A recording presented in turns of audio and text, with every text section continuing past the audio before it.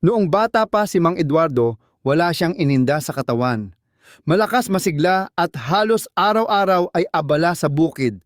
Pero paglipas ng mga taon, habang unti-unting nawawala ang lakas at sigla, mas lalo siyang naging palaisip lalo na noong tumuntong siya sa edad na 65. Biglang hindi na siya makatulog ng maayos, masakit ang tuhod tuwing umaga at halos wala na siyang gana sa pagkain. Noon niya napagtanto, kahit simpleng prutas pala pwedeng makapagpabago ng buhay ko. Si Mang Eduardo ay isang simpleng magsasaka mula sa bayan ng Liliw, Laguna.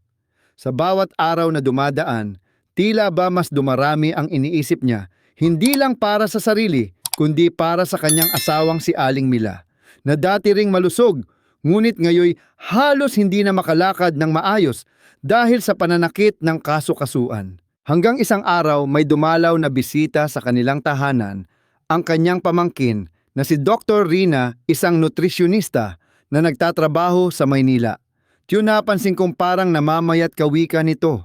Kumusta po ang kain nyo araw-araw? Doon na nagsimulang bumuhos ang kwento ng matandang mag-asawa. Kulang sa protina, bihira na ang gulay at prutas sa kanilang hapag. Karaniwang kaning kape at tuyo ang pinakakaraniwang pagkain nila sa umaga. Hindi na kasi kaya ng budget hija, sagot ni Mang Eduardo. At minsan parang hindi ko na rin gusto ang lasa ng ibang pagkain. Madalas parang wala na akong gana. Ngumiti si Dr. Rina. Alam niyo po, Tio, may 6 na uri ng prutas na kapag kinain niyo araw-araw, makatutulong yan para manumbalik ang lakas niyo. Hindi ito mamahalin at kadalasang mabibili lang sa palengke. Napangiti si Mang Eduardo.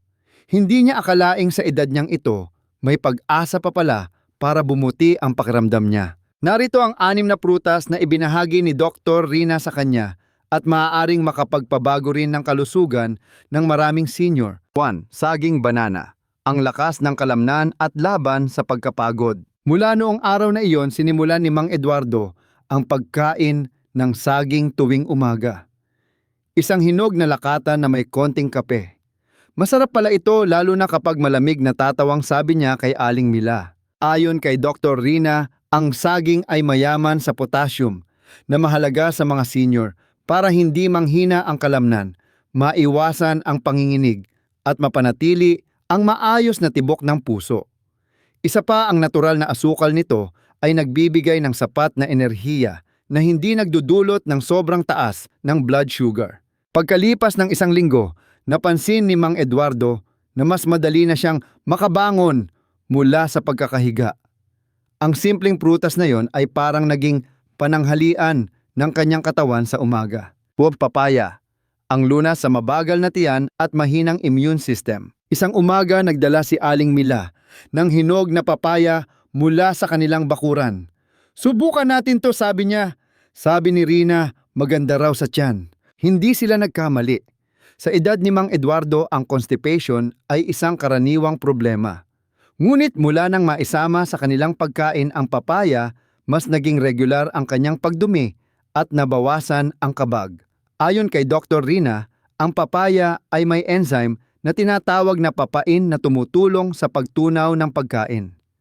Mayaman din ito sa vitamin C para palakasin ang resistensya. Nang dumating ang tag-ulan, hindi nagkasakit si Mang Eduardo. Ipinagmalaki pa niya sa mga kabarangay. Kahit ang ubo at sipon, iniiwasan ako. 3. Mansanas. Ang prutas ng mahabang buhay. Noong minsang napadaan sa bayan, bumili si Mang Eduardo ng 3 mansanas. Mahal ng kaunti, sabi niya, pero sabi ni Rina, sulit naman daw. Tuwing hapon kapag tapos na ang gawain sa bukid, hihiwain niya ito at kakainin habang nakaupo sa balkonahe. Sabi nila, an apple a day keeps the doctor away. Natatawa siyang nagsasabi kay Aling Mila. Ang mansanas ay may fiber na tinatawag na pectin na tumutulong sa pagbaba ng kolesterol at pag-regulate ng blood sugar. Isa rin itong mahusay na antioxidant laban sa pagtanda ng mga cells. At totoo nga, mas naging alerto at masarap kausap si Mang Eduardo. Para bang bumabata ako kahit papaano, sabi niya. Mangga, ang ginto ng tag-init. Tuwing tag-init, sagana sa mangga ang kanilang lugar. Ngunit nung araw, bihira nila itong kainin. Masyado kasing matamis, pangamba ni Aling Mila. Ngunit sinabi ni Dr. Rina na ang hinog na mangga ay hindi masama kung kainin ng tama. Isang hiwalang sa isang araw, sapat na para makakuha ng vitamin A at beta-carotene na mahalaga sa paningin ng matatanda. Hindi ko na masyadong nilalapitan ang reading glasses ko, sabi ni Aling Mila matapos ang 2 linggong pagkain ng mangga. 5. Avocado. Ang prutas na parang gamot sa puso. Isa sa mga paborito ni Dr. Rina ay avocado. Isinasama niya ito sa tinapay ni Mang Eduardo tuwing almusal. Akala ko mamantika, sabi ni Mang Eduardo, pero para pala siyang mantikang mabuti. Mayaman ito sa monounsaturated fats na tumutulong sa pagpapanatili ng malusog na cholesterol level. Bukod pa rito, ito'y may potas,